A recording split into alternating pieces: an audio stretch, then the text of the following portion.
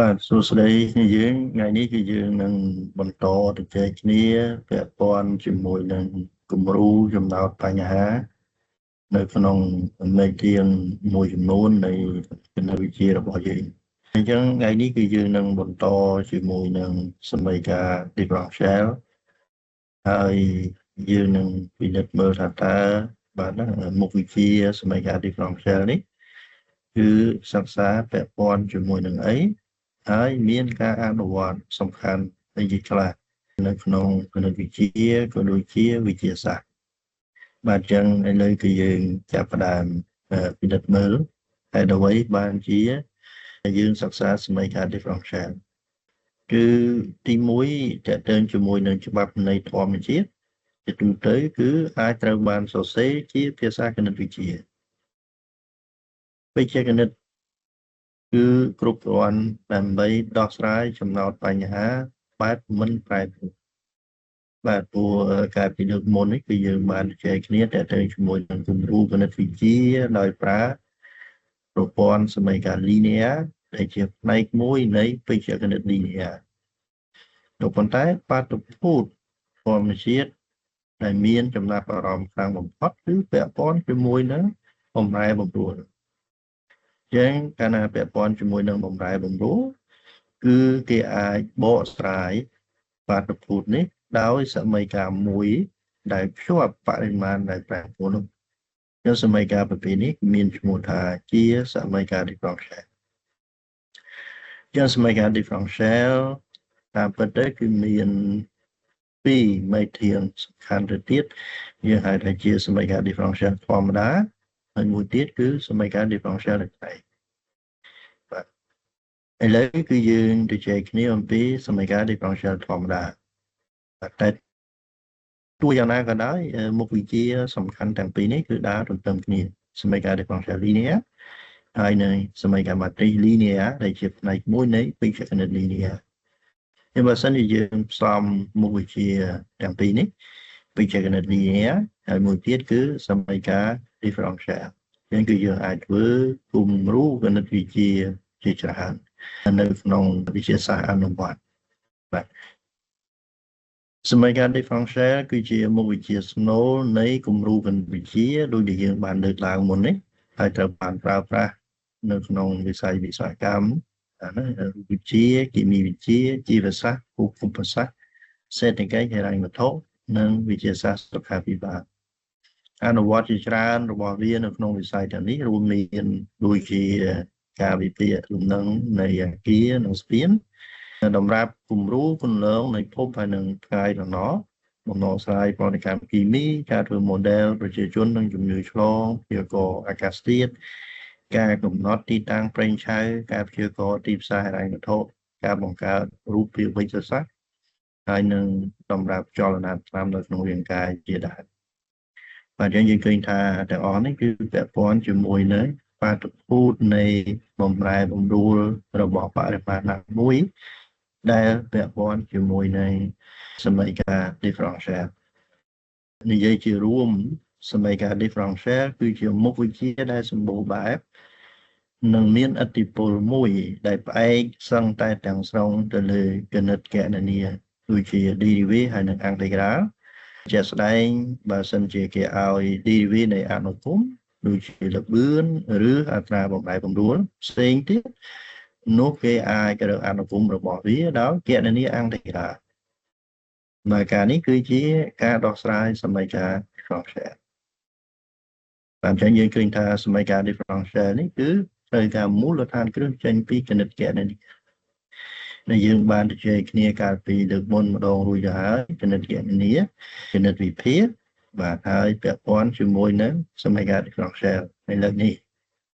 ហើយបើផ្សំផ្គុំជាមួយនឹងបច្ចេកគណិត linear យើងធ្វើឲ្យវិសាលភាពនៃការប្រើប្រាស់របស់វាគឺកាន់តែសម្បូរបែបឥឡូវយើងមើលចំណុចចុងក្រោយសម្រាប់ផ្នែកនេះគឺ probability ហើយនិងសមីការ differential គឺជាសសរស្តម្ភ2បាទនៃគំរូគណិតវិទ្យានៅក្នុងគណិតអនុវត្តយើងឃើញថាមានវត្តមានរបស់ probability តិចមកឡើងផ្សំគុំជាមួយនឹងសមីការ differential nhưng màយើងនិយាយអំពីគំរូគណិតវិទ្យាគឺយើងមានហៅថាជាគំរូបែប probability យើងមានគំរូដោយប្រើសមីការ differential នេះគឺជារឿងរ៉ាវដែលពាក់ព័ន្ធគ្នាសម្រាប់សមីការ differential សម្រាប់ probability គណិតគណនាបាទណាសម្រាប់វិជ្ជាគណិត linear ផងដែរបាទអញ្ចឹងការសិក្សាសមីការ differential នេះគឺមានគោលបំណងសំខាន់3ទី1គឺដើម្បីស្រាវជ្រាវរកឲ្យឃើញសមីការ differential ដែលបកស្រាយបាតុភូតធម្មជាតិជាក់លាក់ណាមួយទី2គឺដើម្បីរកចម្លើយអាចជាចម្លើយពិតប្រាកដឬចម្លើយប៉ាន់ស្មាននៃសមីការ differential ទី3គឺដើម្បីបកស្រាយចម្លើយដែលរកឃើញដែលតេតើងជាមួយនឹងចំណោទបញ្ហាដែរអញ្ចឹងមានគោលបំណងសំខាន់3ហើយឥឡូវយើងពិនិត្យមើលអ្វីដែលយើងបានលើកឡើងមិញនេះគឺសមីការ differential គឺប្រើនៅក្នុងគំរូគណិតវិទ្យាជាច្រើនវិស័យហើយដំណើរការសំខាន់នៃគំរូគណិតវិទ្យាគឺរួមមានទី1ការបំលែងចំណោទបញ្ហាក្នុងជីវភាពជាក់ស្ដែងជាភាសាគណិតវិទ្យាជានៅក្នុងន័យនេះគឺមានន័យថាគឺយើងបង្កើតគំរូគណិតវិទ្យាទី2គឺព្យាយាមដោះស្រាយវិភាគរកចម្លើយនៃគំរូគណិតវិទ្យាហើយនឹងទី3គឺយើងបកស្រាយត្រឡប់ទៅវិញចេញពីលទ្ធផលនៃគណិតវិទ្យាទៅជាបរិបទនៃចំណោទបញ្ហាជាក់ស្ដែងអញ្ចឹងនេះគឺជាដំណើរការទូទៅនៅពេលដែលយើងនិយាយអំពីគំរូគណិតវិទ្យាអញ្ចឹងយើងមើលគំរូគណិតវិទ្យាជាច្រើនដែលប្រើសមីការ differential ទី1គឺតេតើងជាមួយនឹងគំរូកំណើនឬក៏លំហ exponential ពាក់ព័ន្ធជាមួយនឹងកំណើននៃពពួកបាក់តេរីជាសន្មតថាអត្រាកំណើននៃបាក់តេរីគឺសមមាត្រទៅនឹងចំនួនបាក់តេរីនាពេលបច្ចុប្បន្នវាមានគំរូ logistic សម្រាប់ជាកកំណើនចំនួនប្រជាជន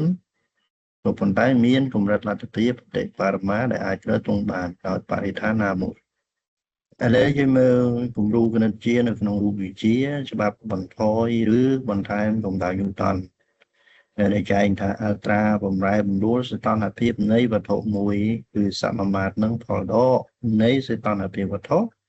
និងសីតុណ្ហភាពជុំវិញបើសិនជាផលដកនោះគឺមិនធំពេកបាទអញ្ចឹងនេះគឺយើងអាចធ្វើគំរូសមីការ differential ចេញពីច្បាប់រូបវិទ្យាមួយនេះគំរូកំណើន ontogeny ontogeny គឺជាការសិក្សាអំពីការលូតលាស់នៃសរីរាង្គមួយ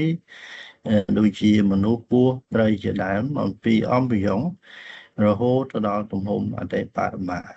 ជាសមីការកំណើនទូទៅបែកទាំងស្រុងទៅលើគោលការណ៍ metabolic ដែលបានអនុវត្តបានចំពោះគ្រប់សត្វដែលមានពហុកោសិកាចានេះគឺពាក់ព័ន្ធជាមួយនឹងជីវៈយើងមើលបន្តទៅទៀតនៅតនេះគឺច្បាប់ទី2ញូតននៃចលនាសម្រាប់វត្ថុមួយដែលមានម៉ាស់ m ផលបូកនៃកម្លាំងដែលមានអំពើទៅលើវត្ថុនោះគឺស្មើនឹងម៉ាស់នៃវត្ថុគុណនឹងសន្ទុះនៃវត្ថុគឺយើងនៅតែអាចសរសេរច្បាប់នេះជាភាសាគណិតវិទ្យាដោយប្រើសមីការ differential ធម្មតាគំរូប្រព័ន្ធចលភាព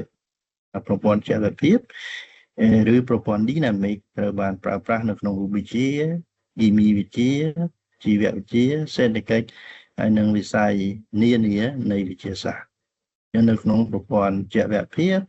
បរិមាណជាច្រើនប្រែប្រួលទៅតាមពេលវេលានិងមានឥទ្ធិពលទៅលើគ្នាទៅវិញទៅមកជាក់ស្ដែងប្រព័ន្ធចលភាព linear ជាប្រព័ន្ធសមីការ differential linear បន្តចឹងគំរូទី6នេះគឺតេតើងជាមួយនឹងប្រព័ន្ធសមីការ differential linear លំដាប់មួយចឹងហើយនៅពេលដែលយើងសិក្សាអំពីប្រព័ន្ធសមីការ differential linear គឺក៏វាពាក់ព័ន្ធជាមួយនឹងប្រព័ន្ធសមីការ linear ធម្មតាគឺគ្នាយើងនឹងមានទំនាក់ទំនងជាមួយនឹងបច្ចេកវិទ្យា linear ផងដែរបាទនេះគឺទៅជាមួយនឹងគំរូទី6បាទឥឡូវយើងពិនិត្យមើលមួយទៀត គឺយើងហៅថាជាសម័យកាល differential ដែលផ្នែកជានេះគឺពាក់ព័ន្ធជាមួយនឹងអនុគមច្រើនអត្ថេក៏ប៉ុន្តែនៅពេលយើងសិក្សាអំពីសម័យកាល differential ដែលផ្នែកនេះគឺទាមទារគណិតកណនាច្រើនអត្ថេផងដែរបាទអញ្ចឹងសម័យកាល differential ដែលផ្នែកមានទ្រឹស្ដីសម្បូរបែបនិងមានឥទ្ធិពលដែលបម្រើជាឆ្អឹងខ្នងនៅក្នុងការស្រាវជ្រាវណាមួយនៅក្នុងវិទ្យាសាស្ត្ររូបវិទ្យាគីមីវិទ្យាវិស្វកម្មបានវត្ថុហើយនឹងវិស័យជាច្រើនផ្សេងទៀតនៅសម័យកាល differential នៃផ្នែកត្រូវបានប្រើជាមូលដ្ឋាននៅក្នុងវិទ្យាសាស្ត្រទាំងអស់ឧទាហរណ៍ដូចជាសម័យកាល Schrödinger នៅក្នុង Mechanics Quantique សម័យកាល Maxwell នៅក្នុង Electrodynamics សម័យកាលប្រតិកម្មផ្សាយភាយនៅក្នុងគីមីវិទ្យានិងគណិតវិទ្យាជីវៈគំរូសម្រាប់ការរីករាលដាលនៃចំនួនប្រជាជនហើយនឹងបញ្ហាចរន្តកម្ដៅនិងគំរូ Black Hole សម្រាប់ទីផ្សារហិរញ្ញវត្ថុបាទចា៎នេះគឺគំរូមួយចំនួនពាក់ព័ន្ធជាមួយនឹងសម័យកាល differential ដែលផ្នែកបញ្ហាចរន្តកម្ដៅនេះគឺពាក់ព័ន្ធជាមួយនឹងរូបវិទ្យាបើយើងពិនិត្យមើលដែលតើទៅជាមួយនឹង Fourier បាទច្បាស់ជាងនេះទៅទៀតគ្នាយើងអាចពិនិត្យទៅលើស្ថានភាពតើទៅជាមួយនឹងសម័យកាល differential ដែលផ្នែកគឺប្រើសម្រាប់ព្យាករណ៍អាកាសធាតុឬក៏គំនូរអាកាសធាតុគឺជាសម័យកាល Navier-Stokes សម្រាប់វិស្វកម្មទាំងអស់ជាពិសេសគឺ Mechanics និងលំហអាកាសភាពយឺតនៃស្ពានលំហសារធាតុរាវដូចជាយន្តហោះរ៉ុកែតកប៉ាល់ជាដើមនៅក្នុង Electromagnetic សម័យកាល Maxwell វាមានពាក់ព័ន្ធជាមួយនឹងទូរស័ព្ទដៃការទំនាក់ទំនងតាមវិទ្យុនៅមានគំរូសម័យកាល differential ដែលផ្នែកនៅក្នុងប្រព័ន្ធរូបវិទ្យាគីមីជីវសាស្ត្រឬក៏សេដ្ឋកិច្ចហើយតម្លៃភាគហ៊ុនដែលទៅជាមួយនឹងហិរញ្ញវត្ថុគឺសម័យកាល Black Hole បាទចឹងនេះគឺជា model មួយចំនួនដែលពាក់ព័ន្ធជាមួយនឹងសម័យកាល differential ដែលផ្នែកទ្រឹស្ដីទំនើបនៃសម័យកាល differential ដែលផ្នែកមានដូចជាទ្រឹស្ដីទូទៅកម្មនៃអនុគមដែលបង្កើតដោយលោក Laurent Schwartz នៅពីទូបារាំងដែលត្រូវបានប្រើប្រាស់ទូលំទូលាយនៅក្នុងទ្រឹស្ដីសម័យកាល differential ដែលផ្នែកដែលវាមានភាពងាយស្រួល